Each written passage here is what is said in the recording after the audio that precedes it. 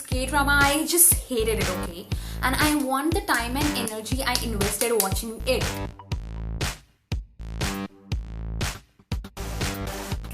Annyeonghaseyo, my lovelies. This is your Chingu Chingu from Mumbai, India, and I'm back with another K-content video. And this time, I'll be talking about a K-drama.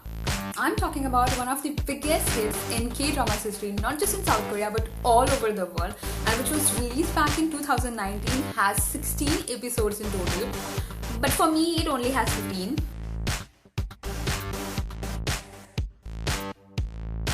I'm talking about Crash Landing on You, which was doing crazy rounds on the internet back in 2020 and is still doing the same, and which was suggested to me by most of my K-enthusiast friends, and they wanted me to watch it too. They narrated it as a story where a rich female from South Korea accidentally lands up in North Korea and falls in love with a guy over there. So as a person who has grown up watching Bollywood movies, my first reaction was like, South Korea ka gadarik prem katha. Seriously? Indo-Pakistan love story?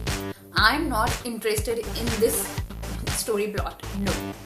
They also mentioned how they were crying a river while watching this K-drama, which stood to be another huge reason why I shouldn't get myself into this, because I remember being sad straight for a week after watching Goblin because my favorite characters died in it. But on 1st January 2021, I sort of gave up and I felt like I have to watch this K-drama. I'm not even sure why I was so determined to watch this, but I just knew that I have to watch it anyhow. I searched for its trailer on YouTube and I found two. The story actually starts with this rich female from South Korea meeting with an accident while paragliding and landing up in North Korea and being stuck on a tree, where this North Korean officer spotting her being stuck on the tree. And I was like, oh, South Korea ka Krish version.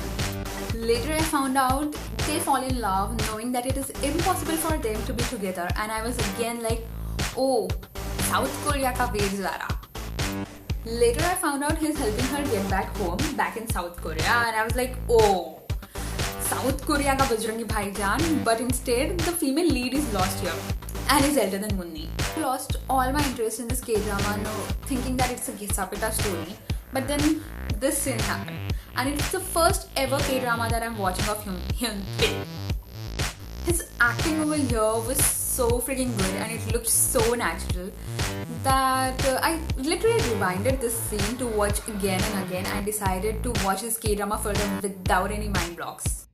Also, this K-drama has a lot of characters, so keep a close eye on each one of them to understand the story well, and here are just some of them, some of my favorites. So the first one has to be this guy who made me stop the video in the middle and question what exactly Kim Sok Jin is doing here. Yes, Jin from BTS. And he's actually one of those quiet ones in the group, but plays an important role in this K-drama.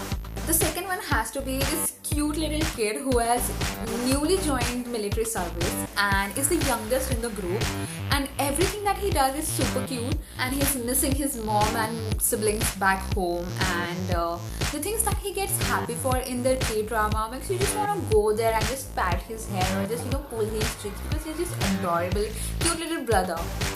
The third character is a K-drama enthusiast and he loves watching K-dramas even though it is not allowed in North Korea. And the fourth one is this rude person who keeps on telling Yoonsuri that he'll bury her somewhere in North Korea. Very rude.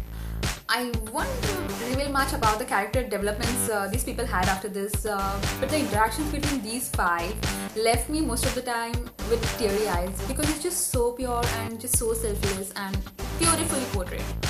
Also, there's another character that I liked from the beginning, but my mind kept telling me that it's a bad character and I shouldn't be liking it, because Lee Yong-hyuk is the most ideal character in this K-drama and I should be liking that character instead. But I still found myself smiling at this character's charm, overall charm, good looks, cute, funny humor and acting. And after a few episodes, finally his actual character comes to light and suddenly the weight was suddenly taken off my shoulders, and I was able to like this character without feeling any guilt in my heart. There's another character that you're constantly gonna hate and love, and this is of Sodan, which is a headstrong, vengeful female, but to be honest, at some point you're gonna feel bad for her if you sort of put yourself in her shoes. On Also, the series constantly wants you to believe in destiny and everything happens for a reason, and you to believe in love again, and that there's someone for everyone. How Young City gets stuck in a tornado and lands up in North Korea, and the same tornado leaves the security system of North Korea so weak that she doesn't die while crossing the mines. Also, how she accidentally again lands up right outside the main lead's house in search of South Korea. And there are many such incidences that keep on happening even ahead that keep you interested to watch it further. Also, it is not just a K-drama, there are also different stories going along parallelly with the love story, and at some point they connect all these stories together so beautifully that they don't even look forced.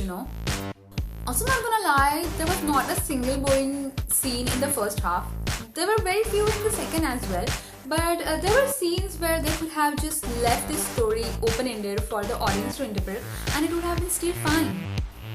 Coming close to the conclusion of this K-drama, I just hated it, okay? And I want the time and energy I invested watching it. Like, how could they? How could they kill one of my 10 favorite characters unnecessarily? Like, couldn't you just let that character just leave? Huh?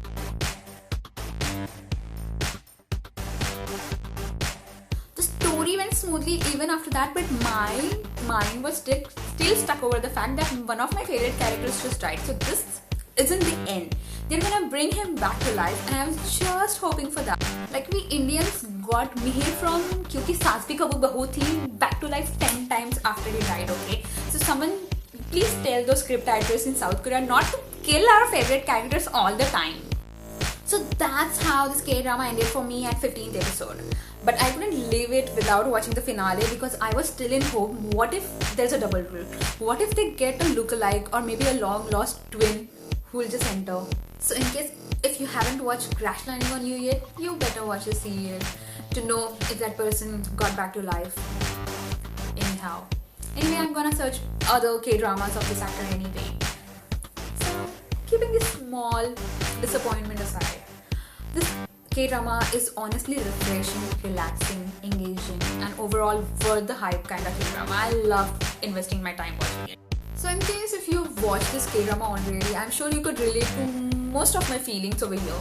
And in case you haven't, you gotta make some time for yourself because you're gonna love this K-drama. I'm sure about that. And that's all for my Crash Landing on You reaction review, call it whatever. And I'm gonna come back again with another K-drama review as soon as I get time, because I need 3 days straight holiday for such things. Sometimes my pattern of work doesn't allow, but I can't really watch 1 or 2 episodes a day and then wait for another the next time I get free, because I need to watch everything at once because I'm just too curious and impatient when it comes to this. So, hoping to see you all super soon with another K-topic or K-drama review over here. Until then, annyeong and fighting! Thank you for watching.